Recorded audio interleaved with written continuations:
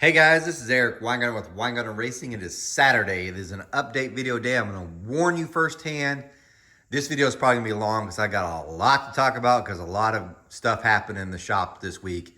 Just to give you a breakdown of what happened. Dyno the 496 with the Trick Flow 280 heads. I'm going to just briefly talk about that. Also, the 540 Dyno mule made it back on the dyno. I'll briefly talk about that. I've got to talk about these LS heads here, because that's another shocker. Deal with a comment that came on my YouTube page, which put a bee in my bonnet. I'm also going to tell you about a whole lot of other stuff, like some Mopar heads, some other things that are coming up. There's just a lot. So, yeah, the video is going to be long, but you're going to get a lot of cool stuff information-wise in it. So, we'll start off with this. The 496 Dyno Mule did get dynoed with the Trick Flow 280 heads. Thanks to Nick from DZ Performance. Please go subscribe to his channel. That guy's just trying to build it up, and you know, he needs some more subscribers. He does some cool stuff too, more race side stuff than I do. I just obviously don't have time to get in my car as much. But anyway, huge thanks to him. Yes, we did make up. But anyway, thing did great. So for instance, the Trick Flow 280 heads, I'm doing a whole nother video on it, but I'm gonna go ahead and give you a little preview. It made like 664 horsepower, I want to say, with the single plane, or 669. I made 669 with the single plane. And that's not the best power from any of the oval port heads we tested, but you know what it did have, and you have to see this in a separate video. By far, if you were to get a head and you want low-end torque, the Trick Flow 280 is the best. Nothing has beat it down low on torque, period, or horsepower. That was the better one. Really, really good there. And as you can tell, yes, we tried the Dominator on the dual plane again. Can't wait to share that with you. And yes, it works because the Dominator fixes everything. So that's a later video, but that was really cool to see. It did well. Because the 496 went so well, we had time, or I had time, to put the 540 Dyno Mule on the dyno. Now, you might say, well, what did you change? The oil pan and the Titan pump. We're now over 900 horsepower, well over it. This thing is an absolute beast. This will be a different video. Holy cow. I wouldn't have thought the pump and pan would have picked up as much as it did. That was a huge thing. Also learned even more about oil with that. The engine's strong. Even Gary Dunsworth's the place, he has a machine called Dunsworth Machine Shop in Enid, Oklahoma. That's where we do all the dyno testing. Great to deal with. He even said, this engine needs to be in a car. This is really, really good. So then me, because I'm me, he has this super lightweight all-tube chassis Corvette. I think it weighs like 2,200 pounds or something. I texted him last night. I was like, you think about racing your car? You should probably put that 540 in it. He's like, oh, man, that'd be bad fast. But no, he didn't have time to mess with it because that would be amazing to see it in that car. And you're like, why don't you put it in your car? Well, my car weighs 2,700, so it's a little bit heavier. It is full-tube chassis and stuff, but also I'm really wanting to get the blower motor in it. But anyway, yeah, that's going to be a whole nother video. The thing did phenomenal. And I know I can get more power out of it. So I look forward to those days and future videos that you should watch about it. But it's a beast. Okay, so dyno session went pretty well. No complaints. One of the things I was working on before I went to the dyno session, because that happened on Thursday, is this. The future dyno session coming up is going to be the LS dyno mule, and I'm going to have be on the dyno for like a solid week, because the plan is to change in different cylinder heads and also 2 different camshafts as well, and if time permits, also testing the supercharger on the different heads. Well, I've told you before, in case you're wondering, well, what heads are you talking about? One, we have the stock 823s, we have the AFR Enforcer LS3 heads, and the other head did come in, and it's at Dunsworth as well. The ProMax LS3 small bore head, the ProMax large bore LS3 head, and there was going to be Liberty, and I'll show you that one in a second why it's not going to be there. But then there's also this one. This is a Brodix BR3 head.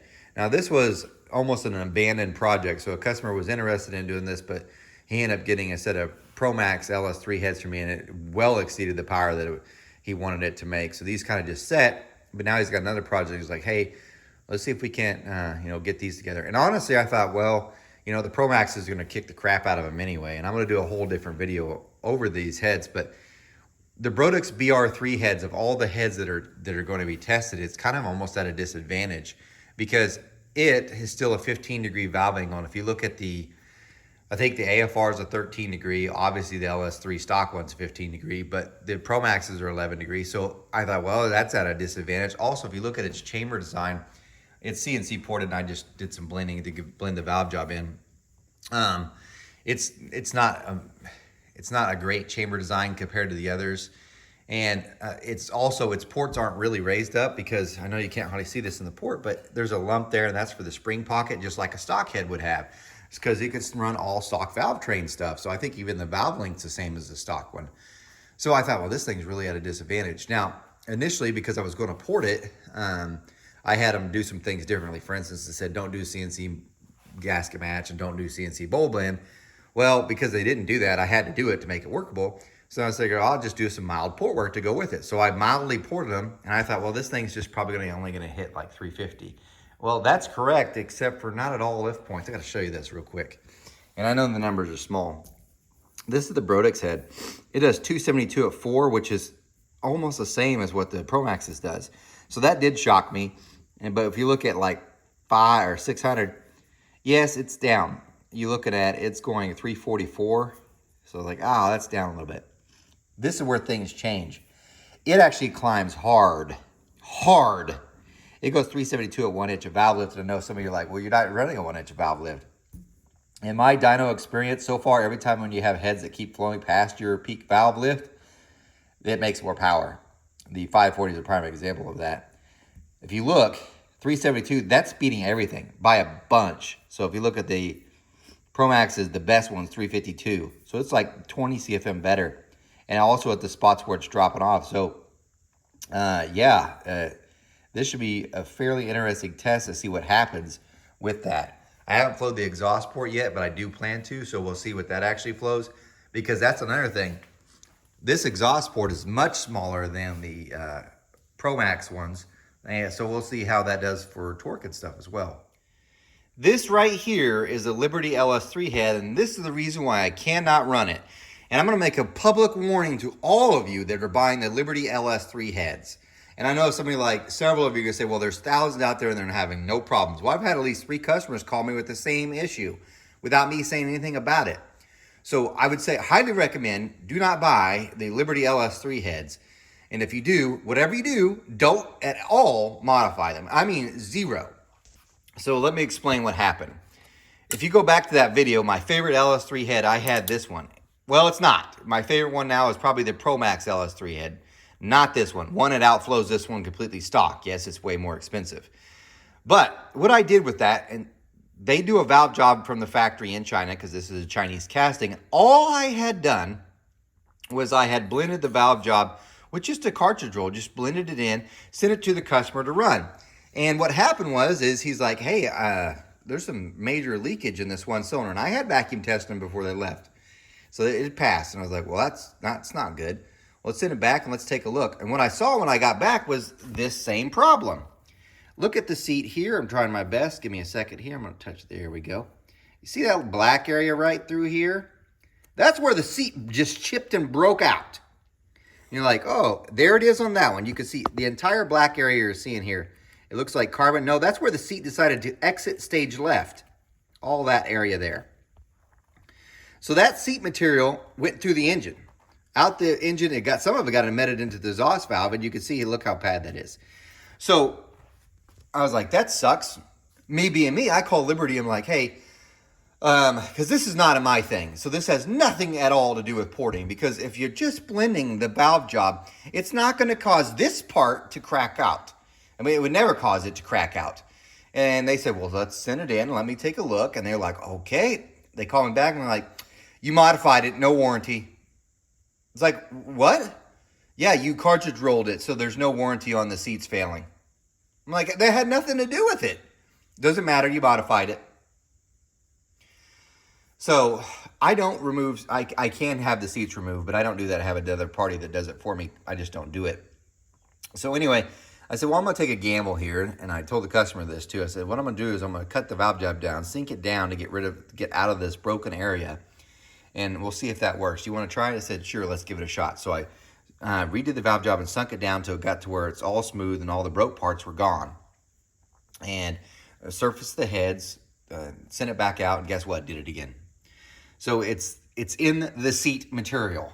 So you might say, why don't you just change all the seats material? Because I told him, that customer asked the same thing. Why don't we just change all the seats? Which I don't mind. I remember I'd have to send it out.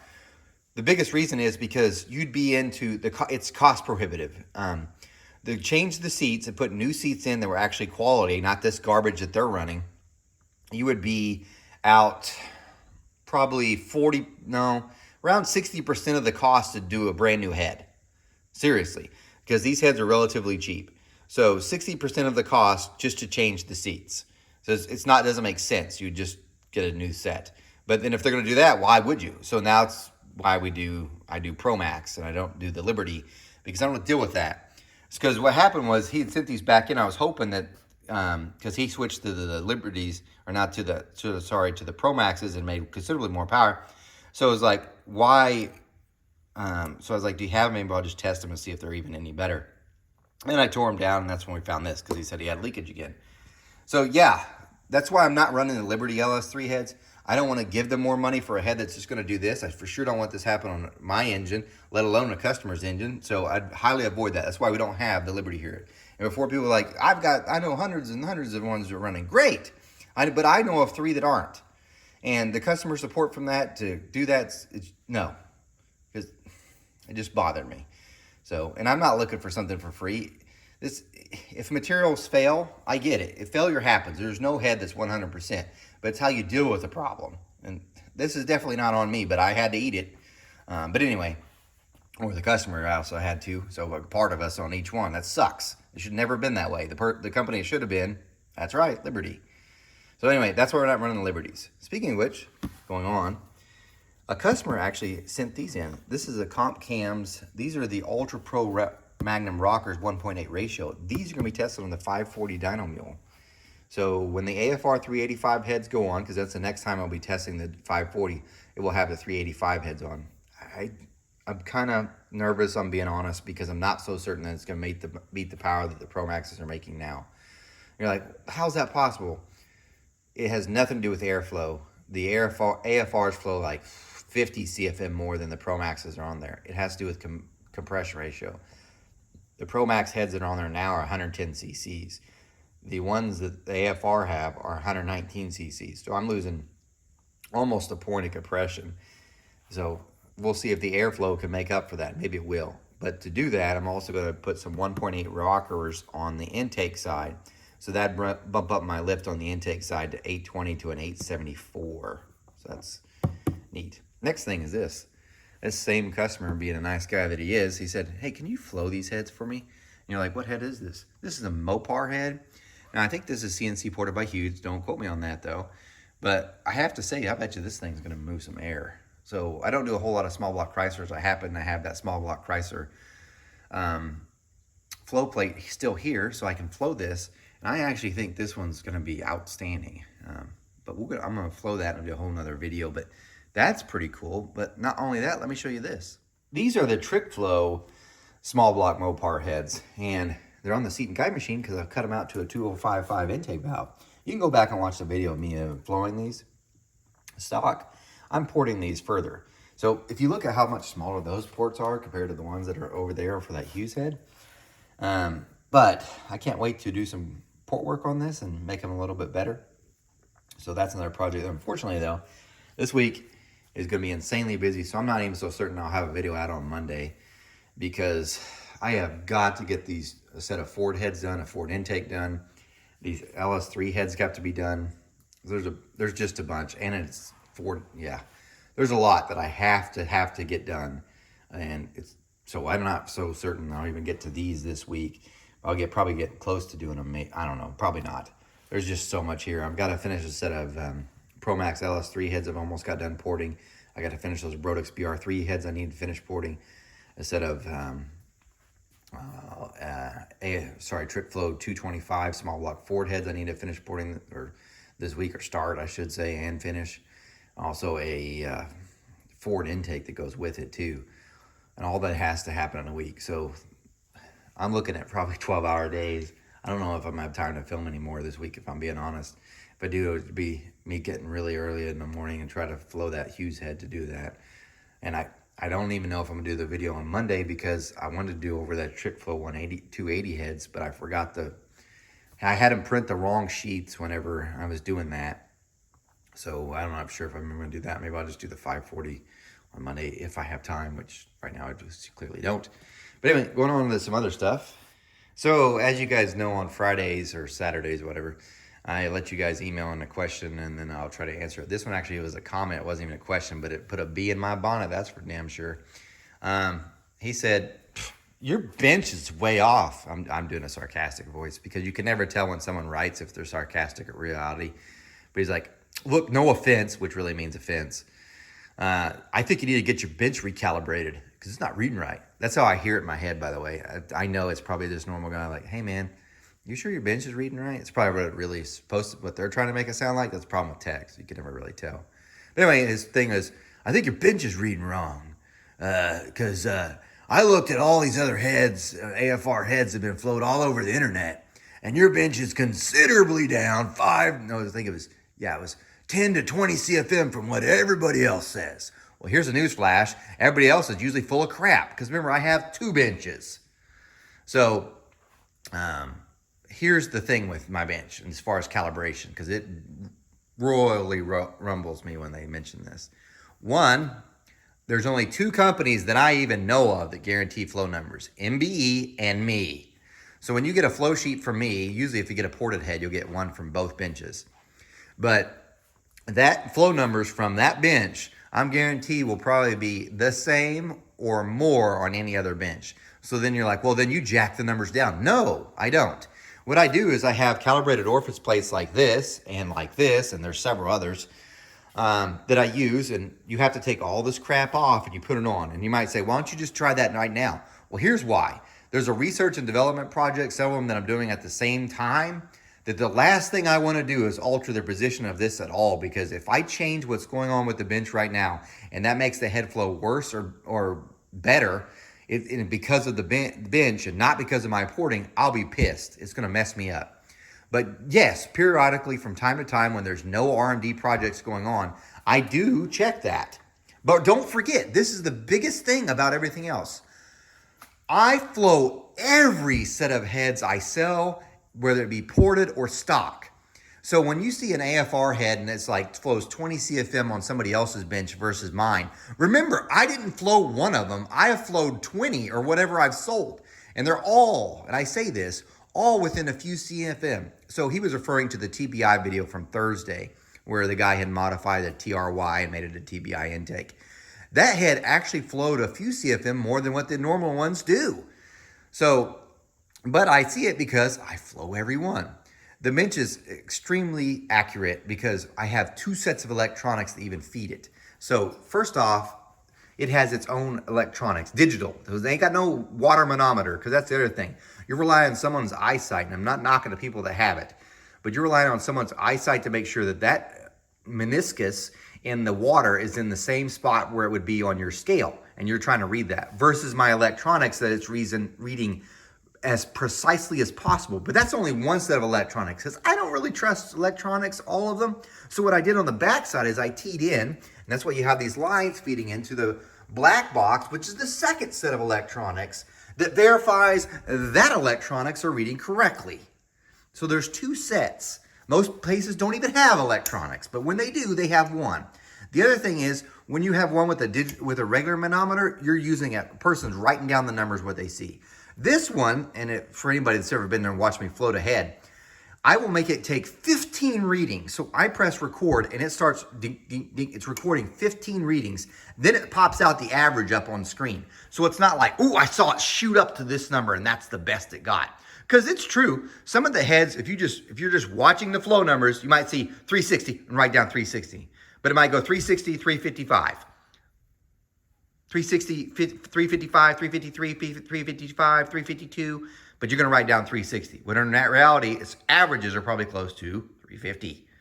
So that's why that's that. So is it calibrated accurately? Absolutely. because I can repeat too. I could take this head off, I could put it back on, and it'll be within 1/10 of a CFM. And this one right here flows like 380. So no, my bench reads 100% accurate.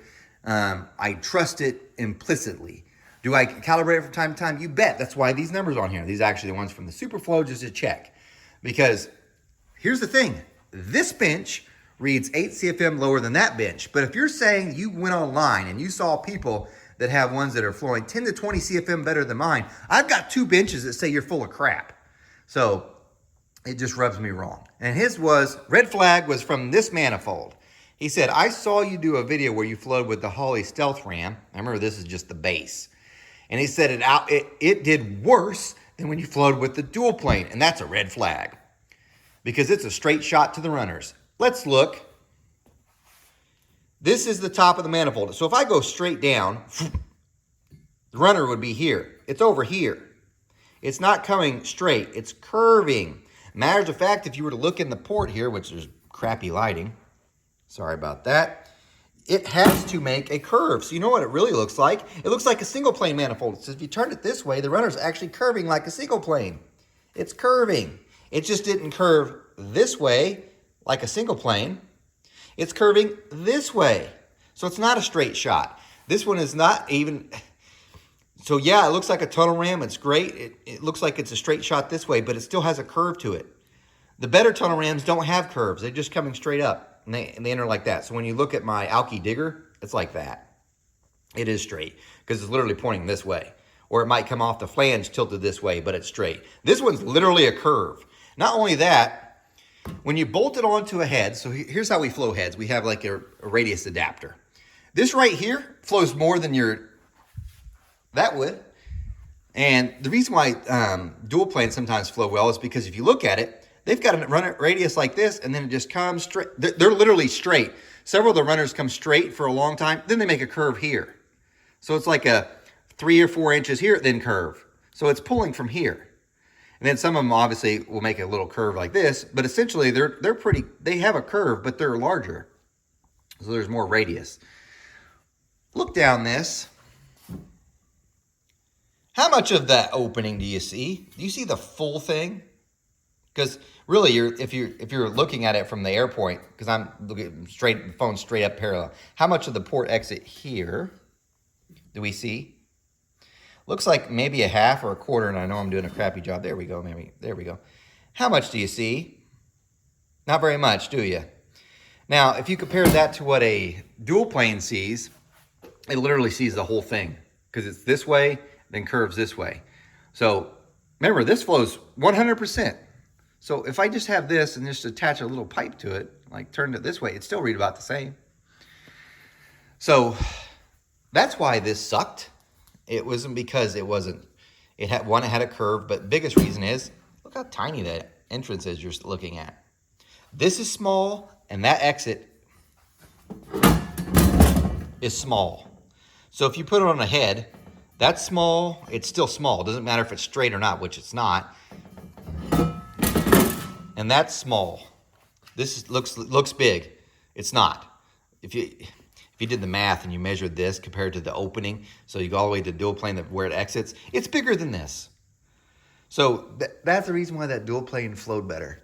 So sorry to get a bee in my bonnet about that. It feels like I'm being a dick because one of my biggest complaints is when people complain about flow numbers. I use the bench almost every day. If there's a day that's not, it's just because I'm too busy grinding, but hours and hours and hours on the bench. This thing it's my pride and joy, and I take a huge effort to make sure it reads exactly the same each day. It doesn't matter. I put different heads on there. Can it be off? Sure could be. That's why I verify with that one. And by the way, oftentimes on several sets of heads, for instance, LSs, they flow pretty close to the same on the Superflow. The biggest difference really comes from the small block Chevys.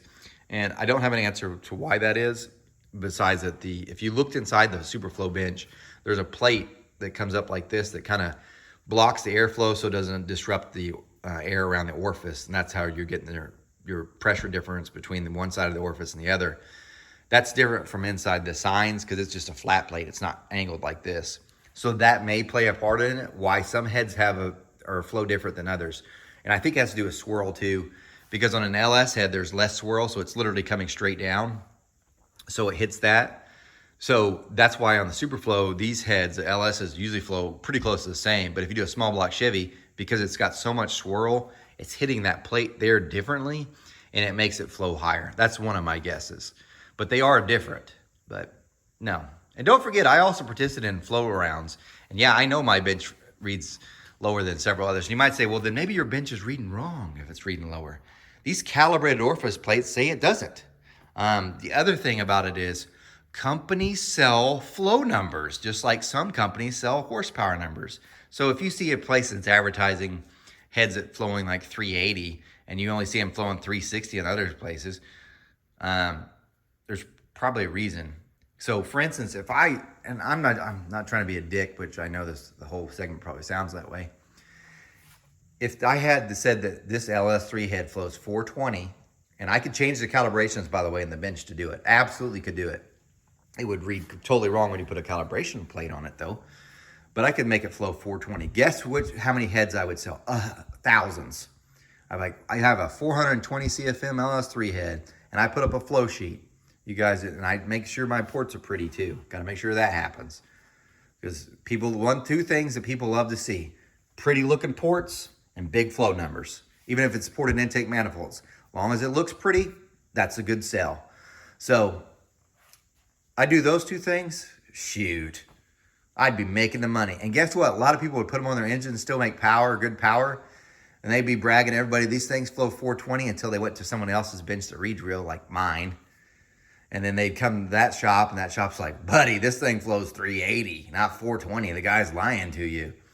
And you know what? That person would still argue with the guy with the honest bench saying, your bench is wrong because this guy, he's really popular all over the internet, such as myself probably. He's popular on the internet. He makes power everywhere. You're wrong.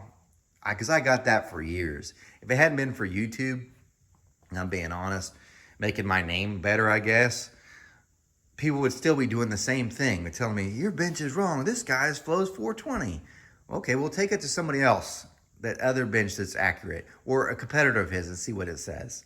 And like, well, you're trying to make their heads look worse. It's not like that. That would mess me up. So remember, I guarantee it for a reason. I know it's a 12-minute rant about talking about that. I told you this video was going to be long, but I wanted to be honest about it. Because the two things that sucker people is pretty ports and big flow sheets. So, and I don't do either one. I mean, the ports are pretty. I do like to make them look good. Personal pride thing, but the flow numbers are what they are. So, and there's several times I'm like, guys, I was telling the customer, like, I know this doesn't look like it's going to flow that as well as some of the other stuff, but I promise you it's going to make power. For instance, if you go back and look at that LS3 head that was developed for that engine builder, it didn't really pick up that much CFM, like maybe 5 over what he had before, but it gained 25 horsepower. So anyway, there's that. Let's go on to the next thing. Ta-da! The engine is in the Nova, and there's crap everywhere because this has been an ADD week for sure because there's too much going on at the same time. But the engine and transmission is in the Nova. It's a huge problem. I'm about to lose that middle fingernail, but you see it. Anyway. I smashed the crap out of myself with the transmission, putting that on. It's in there. I'm super proud to finally get it in there because it feels like we're getting something closer. Woo! Super excited for my son for this one. So that's a great update. As far as the headers go, they're the ones that I used on the Dyno were made for the Nova. This side actually fits in, except for I am going to have to clearance the mid plate down here to get one bar to come in. And it will go right in, which is great. Bad news bears. On this side, because I totally forgot that it was different, this is my steering shaft. As you can tell, I had to remove it just to get the engine in. By the way, putting the engine with the transmission, I'm never doing that again. Next time, we could just leave the transmission in place and put the engine in. But that bar here hits number 1 header tube and number 3. So I'm going to have someone modify that. I've talked to the chassis shop, and I think they can do it. So maybe it won't cost me so much. The worst case scenario, I only have to have 1 custom header, which is still not cheap, but you get the idea. But huge news for him, so at least my son's getting something done on his car, I guess. Although I did most of it. Me, he didn't. He's been busy, which I'll show you in a second. I did get a gear for his rear end because I have to switch out. This is the Summit one. Yeah, I know I'm cheap. Man, this camera does not focus very well. There you go. It's backwards, but this is only a 350 gear. So anyway, I'm gonna do that on the rear end because the rear end's here. I'll change the gear on that because it's got 456s in my third member now. I'm change to the 350s, put that in there. They're like, yeah, it'll be faster if you ran a 373 or 411. You're absolutely correct. He doesn't need to be fast. This thing runs 12s, awesome. Because don't forget, eventually probably the 540 might make its way into this thing once he learns how to drive better. Which does bring up another point. This is hush mat. And people keep thinking I'm making up the weight on how much my truck weighs. I've got 2 boxes of this stuff in the car because I'm getting ready to put all of this into his car, which I do have one pet peeve. Hush mat, why did you do this? I know why you did it, but I wish you hadn't done this. So I know you can't see this, but you see that? There you go, you can. That's the hush mat, the old hush mat. Look, it's all solid black. Awesome, right? They wrote hush mat on it. You're like, so what? What's the big deal? Why does it bother you? Because I can't find the plastic pieces for over there. So I was just going to hush mat it over because that's what I did with the S10. And guess what? If you look at it, unless you're like really, really looking, it doesn't look so bad. It's just black hush mat over the whole thing. So it looks like it's solid black. It almost looks like it belongs. What I don't want to see is hush mat written all across it because then people know. It's almost like having that black there. It doesn't look so bad. But man, they wrote their logo. But people think my S10 is much lighter than what I say. No, it's heavy because of this crap. Let me show you. So there's my scale. I got it zeroed out here. There we go. Run this one-handed. That's 20 pounds of hush mat, and that's one package. So his car, god dang, I don't know how much it's going to take. But also on my S10, which you can't see because I've got those fancy door panels. But behind the door panels, I also hush matted that because then it went rattling. So initially, the S10 was just meant to be a nice drive around town, have a good time thing. That's what it's meant to be. So I use this everywhere because I want a nice, quiet ride. And then I put those, obviously, the nice door panels over it. But yes, it adds a lot of weight. But it's going to be a pain if I ever try to take it out, too. So as a warning for anybody that's using hush mat, I don't think it comes off easy. But we got a long way to go on this thing. I don't even know where to go to next to begin. I don't know. I need to now mount the radiator, I guess, up here. There's a lot to be done on that. So anyway, last thing. I'm getting ready right now to go to Edmond. So we're going to go to Edmond because he's got a swim meet. We've started long course season. He actually had a fun meet a few weeks ago. He did okay. But we're going to Edmond, get to hang out with my sister. We're going to go to a German restaurant. Yes. But he's getting a swim, and I look forward to telling you about it next week. And most of you are like, I hate that. But yeah, I don't think it's going to be his most competitive one if you're worried about that. Because she put him in a lot of events he hates. Like, it's not his specialty. For instance, his breaststroke is by far the slowest. He's getting beat by like 13-year-olds. I'm not making fun of him. It's just not his thing. It was when he was younger. He used to be fantastic. It's just not there anymore. So he's got to do a 200 breast. He's never even done a 200 breast. And this is long course, so it's like the size of an Olympic pool. 200 back, he's also never done a 200 back, which is strange that he's a senior now. He's just now doing those events because he's like, they call him the king of free. Freestyle and butterfly is mostly his thing. He does move pretty good in those, especially butterfly. He's getting a lot better. But yeah, a bunch of stuff he doesn't really want to do. He has to do an 800 freestyle, which you're like, oh, he must love that. No, he hates distance. And we always tell him, you hate distance, but distance loves you. He'll probably do okay on that one. But anyway, there's that. But I want to leave with one little thing that just riles me up. And I want to know if it's just me or if it's the rest of you too. So I've been wanting to talk about this in a video forever. The thing that pisses me off when I go to restaurants, and if you're like, it's tipping, nah, that bothers me too. When you go to Europe, you don't do tipping. You don't do tipping. Everybody thinks America's greatest, and I love America, I truly do. But there are things in Europe that are better. For instance, I'm just giving you two, but this is not my pet peeve. When you go to Europe and you use your card to pay, right? In America, we sit down in a restaurant and we give our card to the waitress, and then they take it away and they scan it. And during that time, it's happened to me, and I know it's probably happened to several of you. Your credit card number is getting stolen during that time, and then you get a charge. In Europe, they don't do that. They actually bring the card reader to you. They're not allowed to touch your card. So they'll bring the card reader to you, and you put it in the card reader comes to you. You put it in the machine. It does this whole thing with the waiter standing there, and then you take your card out, and they take the machine away. You never give them your card. They're not allowed to take your card. So why, I don't know why America doesn't do it. That seems to me like common sense. The tipping thing, they don't tip either. And I asked about it because you don't do tipping, which again, I truly do hate tipping because too many businesses are now taking advantage of it. I went to McAllister's to get a sandwich. I'm going up to the counter to order my sandwich, and they want a tip for me to order my sandwich at the counter, and they hand me my tea and they're going to deliver my food to me. What extra are you doing? I paid you to give me my food anyway. So I hate tipping. But in Europe, they don't do tipping even at fancy restaurants because I asked, well, how do they even do this? One, the way it works is any of the extra money that you have, the business has. So the way that the owner of this one Parisian restaurant was explaining it to me was she takes all the profits, and this is how several of the companies work. They take all their profits. So after they paid all the bills, they take all their profits, and then the owners take 50%. And then whatever's left, that other 50%, it's separated by shares to the people that's worked. So if you worked longer, you get a bigger percent of that money that's left over.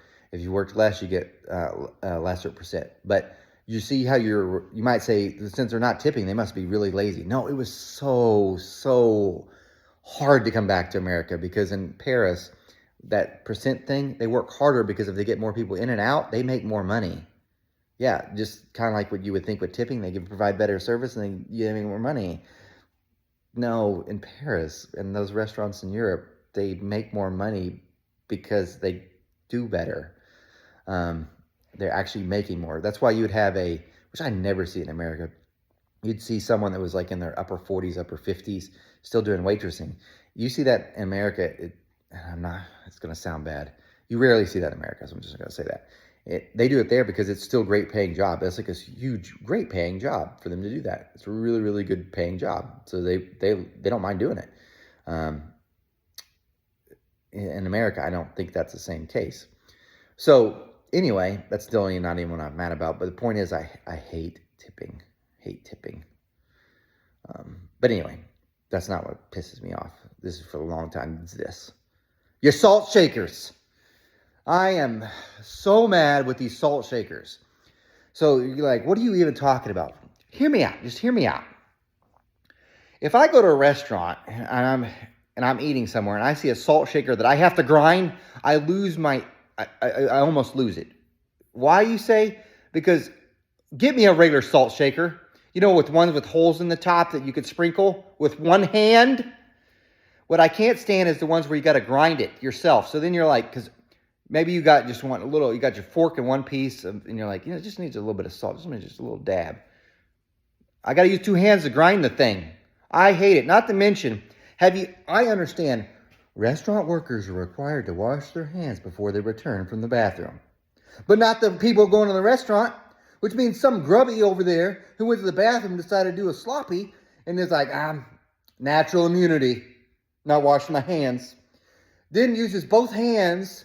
So at least with the salt shaker, you're not rubbing it. So at least I got the perception of 5-second rule with his hand, not the grabbing it. Old grubby over there got the whole salt shaker dirty. So then I got to put it on my hands. I'm thinking, and I'm not even a germaphobe, but I'm like, this doesn't seem right at all. Especially I see it at a barbecue place. Okay, I don't know if you know this, but your hands are, ribs are going to make your hands dirty. It's going to happen. But they taste delicious. But and you're like, if you got to add salt to ribs, you're wrong. You're right. But I also paid $8 or $16 for these ribs. I'm going to put some salt on my ribs. I got to use a grinder now? I'm like, it's already got barbecue sauce on it. Stop doing that. You're not hip. It's not safer, Sea salt's much better than regular salt. Then how come they don't grind it? There's not some machine they can't put it in to grind it into smaller particles so we can use it like a regular salt shaker? Oh, sorry. That's my rant. Guys, remember, I am no Superman. You probably could tell from this whole video. I don't pour cast iron heads. You guys take care.